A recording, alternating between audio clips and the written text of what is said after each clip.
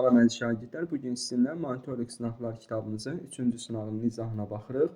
Əvvəlcədən bunu qeyd edim ki, əvvəlki videolarımız sizlər üçün faydalı olubsa, mütləq şəkildə sinif yoldaşlarımızı, tanışlarımızı da dəvət edək ki, onlar da videoları izləsinlər və imtahandan yaxşı nəticə göstərsinlər. Keçək sınaqlarımızın izahına. Demək, 3-cü sınavımızın ilk sualında deyilir. Bağban topladığı gülləri bağlamada həm 18, həm də 24 sayda olmaqla bağladıqda artıq gül qalmır. Bağban ən azı neçə gül toplamışdır? Gəlin şagirdlər, yadımıza salaq ki, bu cür sualları biz necə həll edirdik? Afərin sizə. Bu cür sualları həll etmək üçün verilmiş ədədlərin əkobu tapılır. Demək, əkob 18 və 24-ü tapmaq lazımdır. Bu zaman 18-i sadə vurduqlarına necə ayırırıq? Bəli, 2-yə bölünür, 9 3-ə bölünür, 3 3-ə bölünür və 1 alınana qədər bu davam edir. Daha sonra 24 2-yə bölünür, alınır 12 2-yə bölünür, 6 2-yə bölünür, 3 3-ə bölünür, 1 alınır və burada bitir. Demək, əvvəlcə biz ortaq olan vurduqlarımızı işarələsək, demək 2 və 2 ortaqdır, sonra 3 və 3 ortaqdır. Böyük ədədimizi olduğu kimi yazırdıq, yəni 24-ü yazdıq. Bəs 18-də əlavə nə qalıb? Bir dənə 3 qalıb. O 3-ü də vuruq kimi əlavə etdik, 24 vurulsun 3 bizə verdi 72. Demək, bağban ən azı 72 ədəd gül toplamışdır. Doğru cavabımız C bəndi. Keçək ikinci sualımızın izahına. İkinci sualımızda bizə deyilir ki, Samirin 36 manat daha artıq pulu olsaydı, onun pulu 5-in kubuna bərabər olardı. Samirin neçə manat pulu var idi? Şagirdlər, yadımıza salırıq ki, demək, 5-in kubu nəyə bərabərdir? Afərin sizə. Sanki deyirsiniz ki, müəllim, 5-in kubu 125-ə bərabərdir. Gəlin, indi bir yazaq. Demək, 5-in kubu bərabərdir. 5 vurulsun, 5 vurulsun, 5 deməkdir. 5-i 5-ə vursaq 25, 25-i də 5-ə vursaq 125 alırıq. Afərin sizə. Deyir ki, daha 36 manat artıq pulu olsaydı, demək onun 36 manatı çatmır 125 olması üçün. Onda 125-dən çıxırıq nəyi? 36-nı çıxsaq, demək 15-dən 6 çıxsaq 9, 11-dən də 3 çıxsaq 8. Demək, bizim Samirin 89 manat pulu var. Doğru cavabımız C bəndi. Keçək növbəti 3-cü sualımızın izahına. 3-cü sualda bizə deyilir ki, ABS üçbucağının SY tənbüləni çəkilmişdir. Demək, bir dənə üçbucaq şəkli çəkək əvvəlcə. Bu sualı rahat həll edə bilməyimiz üçün əvvəlcə şəkli çəkməyimiz lazımdır. Demək, bir üçbucaq çəkdik. Aha, bu bizim üçbucağımız. Deyir ki, ABS üçbucağının demək, SY tənbüləni çəkilmişdir. Şagirdlər, tənbülən nədir? Ay, sağ olun. Tənbülən verilmiş bucağı yarıya bölən xəttdir. Demək, tənbülən verilmiş bucağı yarıya bölündü. SY tənbüləni çəkilmişdir. Və bizə deyir ki, ASY 38 dərəcədir. ASY 38 dərəcədir.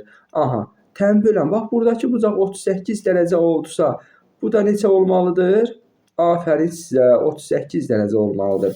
İndi bizə deyir ki, BSA bucağını tapın. BSA bucağı deyəndə nə nəzərdə tutur? Bu bucaqların hər ikisi nəzərdə tutulur. Afərin sizə. Onda demək ki, 38-i biz 2-yə vurmalıyıq. Olacaq neçə? 76. Doğru cavabımız oldu D bəndi. İndi keçək 4-cü sualımızın izahına. Bir fərq əməlinə azalanı 38 vahid artırsaq və çıxılanı 45 vahid azaltsaq, fərq necə dəyişər? Şagirdlər, bu cür sualları rahat həll etmək üçün mütləq şəkildə gəlin özümüzdən hər hansı bir ədəd götürək. Yəni, bunu daha rahat həll etməyin qaydası budur. Bir fərq əməlində azalanı 30 vahid artırsaq və çıxılanı 45 vahid azaltsaq. Fərz edəyək ki, bizdə ədədimiz var idi 100. Biz 100 ədədindən 50-ni çıxırdıq, məsələn. Qaldı bizdə nə? 50. Afərin. İndi deyir ki, bir fərq əməlində azalanı 30 vahid artırsaq, demək azalan, sonra nə olur? çıxılan, daha sonra nə alınır? Fərq alınır. Afərin. Demək, azalanı 30 vahid artırsaq, yəni 100-ü 30 vahid artırsaq nə alınacaq? 130. Bəli.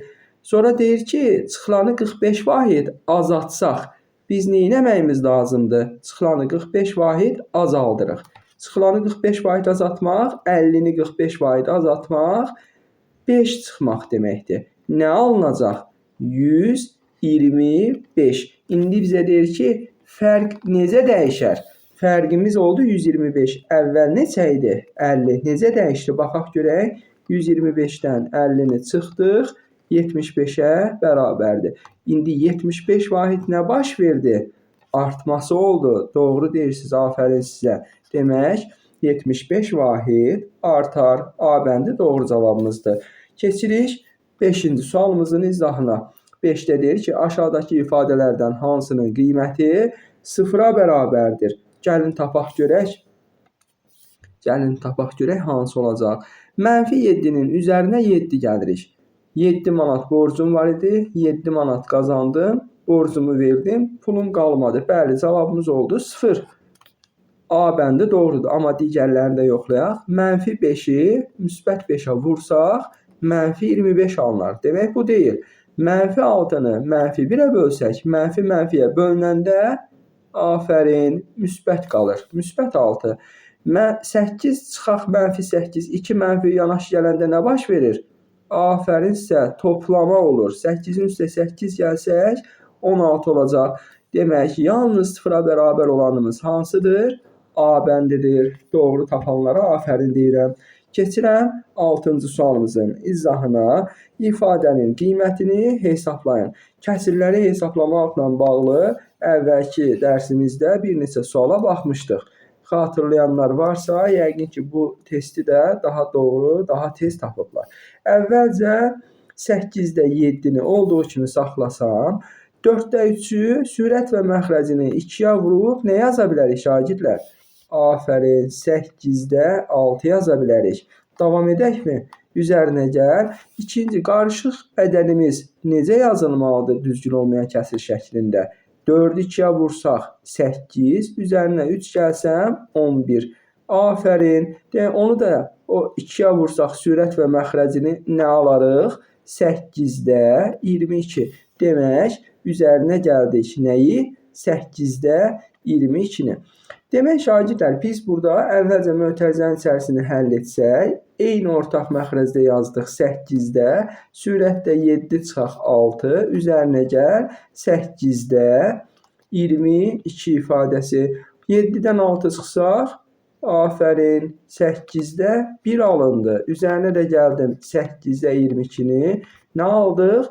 Məxrəclər eyni olduğuna görə sürətləri topladıq. 1 üstə gəl 22, 23-ü verdi. İndi biz 23-ü 8-ə bölsək neçə dəfə düşər? Afərin, 2 dəfə. 2, 8, 16. 23-dən 16-nı çıxsaq nə qalacaq? 7 qalacaq. Demək, qalığımız 7-ni sürətdə yazdıq. Demək, cavabımız olur 2 tam 8-də 7. Yəni, B bəndi. Afərin sizə. Keçirəm 7-ci sualımızın izahına. 7-ci sualda bizə nə deyir? Deyir ki, tənasibindən x-i tapın. Tənasibin əsas xassəsini biz keçən dərsimizdə xatırlamışdıq. Nə deyilmişdi bizə? Deyilmişdi ki, tənasibin kənar hədlərinin hasili orta hədlərin hasilinə bərabərdir. Tamamilə doğrudur. Demək, 6 vurulsun 12 hasili bərabərdir. 9 vurulsun x plus 1 hasilinə. Düzdür şagirdlər? İndi gəlin, burada 6-nı 12-yə vursaq nə alınar? 72 bərabərdir. 9 vurulsun x plus 1. Çətin olmasın deyə mötərizəni açmıram. Hər tərəfi 9-a bölsəm 72 ilə 9 ixtisar getsə 8 qalar. X plus 1-ə. Buradan x nəyə bərabərdir? Afərin, 7-yə bərabərdir. Bizdən də nə istəmişdi 7-ci sualda? Tənasibindən x-i tapın demişdi. X-i tapdıq ki, doğru cavabımız 7-yə bərabərdir. Keçək növbəti sualımızın, 8-ci sualımızın izahına. 8-in izahında sualında bizdə deyilir ki, eyni güclə işləyən 3 traktorun 24 saata şumladığı ərazini bu traktorlardan 8-i neçə saata şumlayar? Demək, gəlin baxaq görək. 3 traktor neynir? 24 saata şumlayır. Şagirdlər, belə bir sual versəm sizə, desəm ki, bizim traktorlarımız demək, sayı artır. 3 traktor 24 saat idi. Amma indi 8 traktor oldu. Traktorların sayı artdı. Bu zaman nə baş verməlidir? Afərin. Demək, saatımız azalmalıdır. Bunlar tərs mütənasib kəmiyyətlərdir. Tərs mütənasib kəmiyyətləri necə hesablayırdıq tənasibi? Afərin. Qarşı-qarşıya vurmaqla. Yəni, düz mütənasiblərdə çarpaz vururduq. Tərs mütənasibləri isə qarşı-qarşıya vurmaqla hesablayırdıq. Demək, 3 vurulsun 24 bərabərdir 8 vurulsun x-ə. Buradan 24 və 8-i ixtisar eləsək, burada 3 qalar. 3 vuraq 3 də 9. X bərabərdir nəyə? 9-a. Demək, 8-i neçə saata şumlamış olacaq? Afərin, 9 saatə şumlamış olacaq. Keçək 9-cu sualımızın izahına. 9-da bizə deyilir ki, ölçüləri 1 sm olan bərabər hissələrə bölünmüş xanaların üzərində çəkilmiş üçbucağın sahəsini tapın. Desəm ki, üçbucağın sahə düsturu nədir? Hamınız bilirəm, deyəcəksiniz ki, S bərabərdir 2-də 1 AH. Afərin, S bərabərdir 2-də 1 A tərəfi və ona çəkilən hündürlüyün hasilinə bərabərdir. Gəlin, indi biz buradan yadımızda salaq ki, bütün üçbucaqların hündürlüyü üçbucağın daxilindədir deyə bilmərik. Baxın, məsələn, bu şəkilə. Burada görürəm ki, bax, demək, A, B, C desək, A təpəsindən BC tərəfinə çəkilən hündürlük deyəndə tərəfə çəkilə bilmir. Ona görə nəyə çəkilməlidir? Tərəfin uzantısına. Demək, hündürlük kənarda da ola bilər. İndi gəlin biz şəklimizə baxaq, şagirdlər. Baxın, bizim tutaq ki, bu hissəmiz A-dır, bura B-dir, bura C-dir.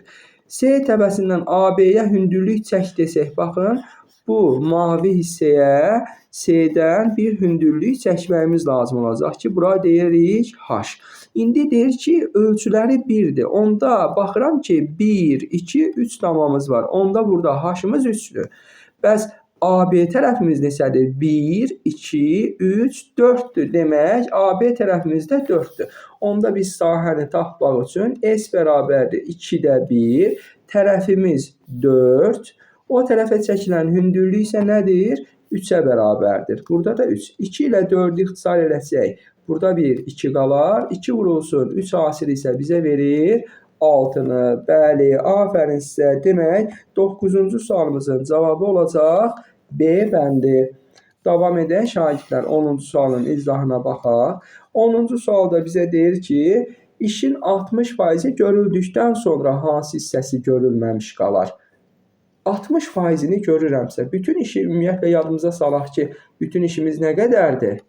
Afərin, 100%-dir. 60%-ni gördüm. Nə qədər qaldı? Afərin, 40% qaldı. 40%-i görülməmiş qaldı. 40% 100-ün hansı hissəsidir? Sıfırları aparsaq, onda 4 hissəsidir. Biz də onu onluq kəsir şəklində 0,4 yaza bilərik. Bəli, doğrudur. Afərin sizə. Davam edirəm növbəti sualımızla. Aşağıdakılardan hansı yanlışdır deyir. Yanlış nə demək idi? Afərin, səhv olanı axtarırıq. İndi gəlin baxaq görək, hansı variantımız səhvdir. Biz bilirik ki, mənfi ədədlərin, yəni işarəsini açsaq, böyük olanı, böyük görünəni əslində kiçikdir. Deyir, -3 -1-dən böyükdür. Bu səhvdir. Burada olmalıydı, kiçikdir. Demək, bizim axtaracağımız variant A-dır. Amma digərlərinə də bir baxaq. 2 -9-dan böyükdür. Bəli, bütün müsbət ədədlər mənfi ədədlərin hamısından böyükdür. Bu doğrudur. C bəndində 0 -8-dən böyükdür. Bəli, 0 bütün mənfi ədədlərdən böyükdür. Doğru deyirsiniz. D bəndində -6 böyükdür -8-dən mənfiləri atsaq, kiçik olanı böyük olmalıdır deyirik. Düzdürmü? Kiçik olan böyük olur deyirik. Bəli, demək ki, -6 -8-dən böyükdür. Afərin sizə. Bu da doğru cavabımız oldu. A bəndi. Keçirik 12-ci sualımızın izahına. 12-ci sualda bizə deyir ki, qabda 4 ədəd şokoladlı və 6 ədəd vanilli konfet var. Çıxarılan bir konfetin şokoladlı olması ehtimalını tapın. Bizim qutumuzda neçə dənə şokolad var? Afərin, 10 dənə şokolad var. Və bizə deyir ki, çıxarılan konfetin şokoladlı olması ehtimalı. Demək, bizim 10 konfetimiz var ümumilikdə. 4 şokoladlı, 6 ədəd vanilli. İndi biz nə istədik? Şokoladlı istədik. Şokoladlı isə 4 ədəddir. Bəli, demək, 10-dan 4-ünü seçə bilərəm. Bu da bayaq tapdıq 0,4 deməkdir. Yəni 12-ci sualımızın izahının cavabı olur B bəndi. Şokoladlı oldu 0,4. İndi keçək növbəti sualımızın izahına. Deyir ki, bizə 2, -4 nöqtəsini düzbucaqlı koordinat sistemində qeyd edin və hansı hürufdə yerləşdiyini təyin edin. Düzbucaqlı koordinat sistemimizi çəkək şagirdlər. Afərin. 2 x-in qiymətidir. X-in 2 qiymətini seçdik. Y-in qiyməti isə -4-dür. -4 isə buralarda bir yerdədir. Nöqtələri birləşdirsək, verilmiş nöqtə hansı hürufdə yerləşdi? 4-cü hürufunuzda yerləşdi. Demək, A nöqtəsi 4-cü hürufdədir. 13-cü cavabı oldu D bəndi. Keçək növbəti sualımızın izahına. Radiusu 5 cm olan çevrənin uzunluğunu tapın. L bərabərdir nə idi şagirdlər? Afərin, 2 pi r-dir. İndi gəlin onun uzunluğunu tapaq. 2 pi r-imiz nədir? R-imiz 5-dir. Vurduq 5-ə, alındı 10 pi. Demək, bizim çevrəmizin uzunluğu 10 pi-yə bərabərdir. Doğru cavabımız B bəndi. Doğru deyənlərə afərin deyirik. Keçirik növbəti sualımızın izahına. 15-ci sualda bizə deyir ki, MP6 MK-12 olarsa ifadəsinin qiymətini hesablayın. Şagirdlər deyir ki, müəllim, gəlin mötərizəni vuraq, açaq. Bəli, vuraq, açaq mötərizəmizi. Nə alınacaq? MP çıxaq MK. MP-nin ifadəsi nə idi? 6. 6 çıxaq. MK nədir şagirdlər? -12. -12-ni çıxsam, mənfi yanaşı gələndə nə olacaq? 6 üzərinə gəl 12, aldıq nəyi? 18-i. Doğru cavabımız oldu 15-də D bəndi. Afərin sizə. Keçirik 16-cı sualımıza. 16-da bizə deyir ki, 2 daxili bucağı 45 və 75 olan 3 bucağın 3-cü daxili bucağının dərəcə ölçüsünü tapın. Biz nəyi bilirik? 3 bucağın 3 daxili bucağı var. Yəni, məsələn, bir şəkil çəksək, 45, 75 və hər hansı bir x.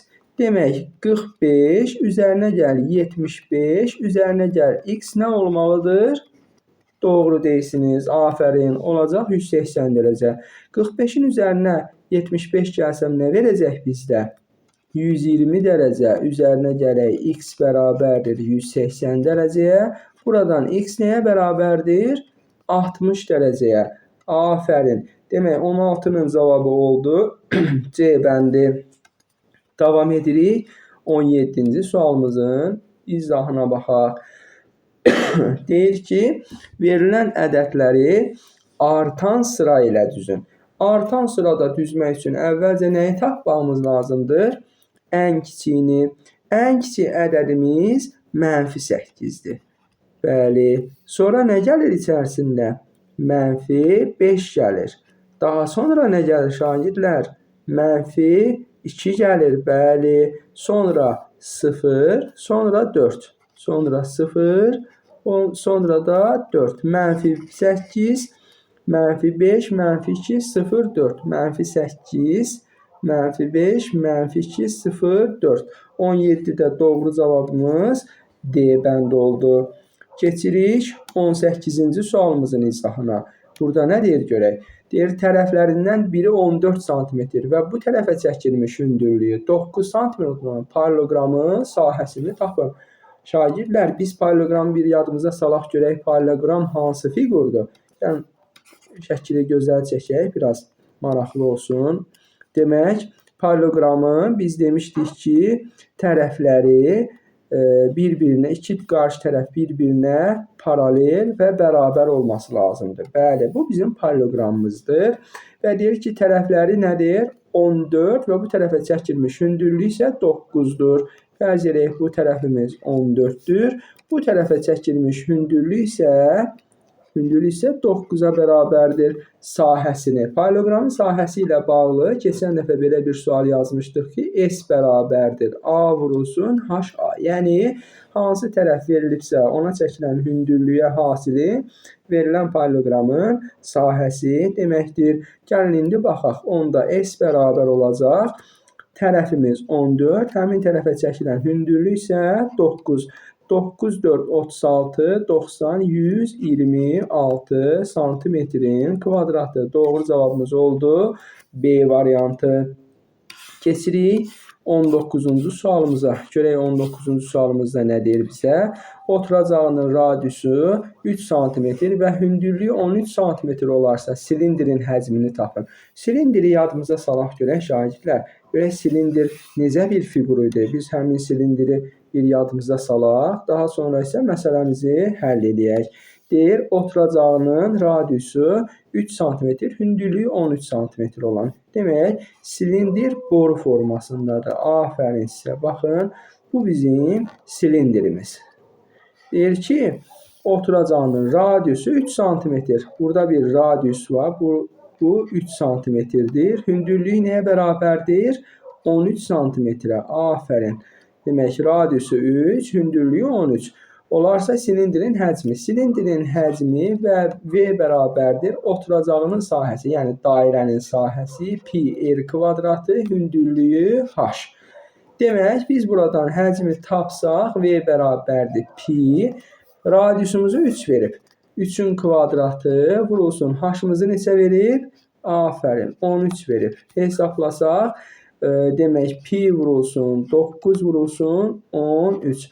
9, 3, 117, o da bərabərdir 117 pi santimetrin kubu. Demək, 19-cu sualımızın cavabı olacaq A bəndi. Afərin. Keçək 20-ci sualından ədədlərinin ədədi ortasını tapın deyir. Ədədi ortanı necə tapırdıq şagirdlər? Bəli, ədədi ortanı tapmaq üçün verilən ədədləri toplamaq lazımdır. Sonra sayına bölmək lazımdır. Yəni, 14 üzərinə gəl 18, üzərinə gəl 25. Bölməliyik neçəyə? 3-ə. Afərin sizə. 14-ün üzərinə 18 gələndə olacaq 32. Üzərinə də 25 gəlsək 57. 57-ni 3-ə bölsək olacaq 19. Demək, ədədi ortamız 19-a bərabərdir. 20-nin cavabı B bəndi. Afərin doğru tapanların hamısına. Keçək 21-ci sualımızın izahına görə bizdən 21-ci sualda nə istədi? 21-ci sualda deyilir ki, mərkəzi mərkəzi çevrədə şəkilə əsasən sual işarəsinin yerinə uyğun gələn bucaq neçə dərəcədir? Biz yadımıza salaq görək, mərkəzi O olan çevrənin mərkəzi neçə dərəcəli bucaq əmələ gətirir ümumilikdə? Demək, tam bucaq var da burada bir dənə. Tam bucağımız isə 360 dərəcəyə bərabər olmalıdır. Biz bura bir x desək, yaza bilərikmi? 360 bərabərdir x üzərinə gəl 98 dərəcə, üzərinə gəl 150 dərəcə. Afərin. Demək, onda 360 dərəcəmiz nəyə bərabərdir? Demək, 248 dərəcəyə üstəgəl x şəklində yaza bilərik. Onda biz tapmaq istəyiriksə x-i 360 dərəcədən çıxmalıyıq 248 dərəcəni. Buradan da x-imiz alınacaq 112 dərəcə. Bəli, demək cavabımız 112 dərəcədir. 21-in cavabı oldu 112. 22-ci suala baxsaq görək nə deyir? Deyir, bir sinifdə 30 şagird var. Bu şagirdlərdən 18-i riyaziyyat, 16-sı fizika və 10-u isə hər iki dərnəyə gedir. Sinifdə bu iki dərnəkdən heç birinə getməyən neçə nəfər var? Gəlin, birinci bu hissələri pozaq ki, rahat şəkildə yaza bilək sualımızı. Demək, sinifdə 30 şagird var. Sinif 30 şagirddən ibarətdir. Bu şagirdlərdən 18-i riyaziyyat. 18-i riyaziyyat olimpiyadasına, dərnəyinə, 16-sı fizika dərnəyinə, 16-sı fizika dərnəyinə və 10 isə hər iki dərnəyə gedir. 10 isə hər iki dərnəyə gedir. Və bu sinifdə dərnəklərdən heç birinə getməyənlər neçə nəfərdir deyir. Gəlin indi baxaq. Bizim 18 üzərinə gəl 16. Toplamda neçə oldu? 34 şagird. Amma burada 34 şagird deyil. Çünki onlardan 10'u hər iki dərnəyə gedir. Onda 34-dən həmin 10'u çıxsa, demək bizim ümumilikdə dərnəklərə gedən 24 şagirdimiz var. Bəli, 30 şagirdimizdən 24'ü dərnəyə gedirsə, neçəsi getmir? Bəli, 6 şagird heç bir dərnəyə getmir. Demək, doğru cavabımız oldu 6. Bu sualı doğru yazanlara afərin deyirəm. Çünki çox maraqlı bir sual idi. Yəqin ki, bütün şagirdlərimiz bunu doğru yazıblar. Keçək növbəti sualımıza. Növbəti sualımızda nə deyir, baxaq görək. Deyir, şəkildə ölçüləri verilmiş düz üçbucaqlı prizmanın tam səthinin sahəsi neçə kvadrat santimetrdir? Çox maraqlı bir sualdır. Çünki burada artıq hesablamalar lazım olacaq. Burada demək 25-25 olması oturacaqdakı tərəflərində 25-25 olması deməkdir. Demək, şagirdlər, biz buradan əvvəlcə bu tərəflərin, yəni prizmanın tam səthinin sahəsini tapmaq üçün oturacaqların sahəsini və yan tərəflərin sahəsini tapmağımız lazımdır. Oturacağın sahəsini necə tapa bilərik? Üçbucağın sahə düsturu ilə S bərabərdir 2-də 1, tərəfimiz 40, həmin tərəfə çəkilən hündürlüyümüzü neçə verib? Bəli, hündürlüyümüzü 15 verib. 40 vurulsun 15 yaza bilərik. Burada 2 və 40'ı ixtisar etsək 20, 20'ni 15'ə vursaq alınacaq 300. Afərin, demək, bax bu oturacaqda 300'dür. Yuxarıdakı oturacağımız da 300'dür. Demək, S oturacaqlar bərabərdir. 2 vuraq 300 bərabərdir 600. Hələ ki bunu tapdıq. Keçirik növbəti hissəmiz yan səthimizə. Yan səthimizə baxın şagirdlər. Hər tərəfin hündürlükləri nədir? Bərabərdir, 8'ə bərabərdir. Bir sahəmiz 8 vurulsun 40'dır. Baxın, bu 40 8'ə vurulacaq. Bir üzü düzbucaqlı. S düzbucaqlı bərabərdir. Demək, 8 vurulsun 40'a, o da bərabərdir 320'yə. Digər 25 vurulsun 8, digəri də 25 vurulsun 8'dir. Yəni, S bərabərdir 25 vurulsun 8, ondan da 2 dənə olduğuna görə bir bu üzümüz, bir də digər üzümüz. Yəni, ölçüləri bərabər olduğuna görə elə onu da 2'yə vururam. 2 vurur 25, 50 eləsə, 50'ni də 8'ə vursaq nə alarıq? Afərin, 400 alarıq. İndi demək bizim 3 fərqli ölçümüz var. 320, 400 və 600. Cəmləsək nə alınacaq? Baxaq görək. 600 üzərinə gəl 400, üzərinə gəl 320. Buradan aldıq 1320 santimetrin kvadratı. Demək, bizim verilmiş prizmanın tam səthinin sahəsi 1320 santimetrin kvadratıdır. Keçək növbəti 24-cü sualımızın izahına. 24-cü sualımızda bizə nə deyir? Deyir ki, tənliyi həll edin. Çox rahat, asan həll olunan bir sualdır. Hər kəs bunu yəqin ki, asanlıqla yaza bilir. 4x çıxaq. 3'ü vurduq x-ə. Çıx 3x, mənfi 3'ü vurduq mənfi 2-yə. Üstə gəl 6 bərabərdir 18. Biz demək, tənliyi həll etmək üçün 4x-dən 3x-i çıxsaq x, müsbət 6-nı sağ tərəfə keçirsək 18 çıxaq 6-ya. Buradan x bərabəri nə alınır? 12 alınır. Demək, bizim tənliyimizin həlli doğru cavabı oldu 12. Keçək 25-ci və bu sınavımızın sonuncu sualına. Deyir ki, bizə iki paralel düz xətt, üçüncü düz xəttlə kəsişdiyində, demək, gəlin baxaq görək şagirdlər, iki paralel düz xətti üçüncü düz xəttdən kəsişdirəndə nə baş verirdi? Bax, bu bizim iki paralel düz xəttimiz. Onları hər hansı üçüncü bir düz xətt ilə kəsişdirirəm. Baxırıq sonra xəttlə kəsişməsindən alınan daxili çarpaz bucaqlardan biri 70 dərəcədir. Daxili çarpaz bucaqlarımızın biri olsun bu 70 dərəcə. Bu zaman digərini neçə dərəcə olduğunu tapın.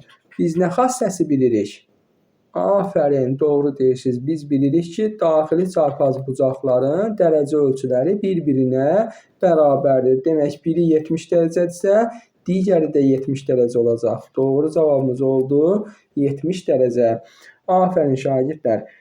Bu cür sualları asanlıqla həll edə bilirsinizsə, demək ki, siz artıq monitoring imtahanına yavaş-yavaş tam hazır olursunuz. İnşallah daha yaxşı nəticələr göstərərsiniz. Əgər videomuzu bəyəndiksə, mütləq bəyənək və kanalımıza abunə olmayan dostlarımızı da abunə edək ki, onlar da videolara baxıb faydalansınlar. Sağ olun.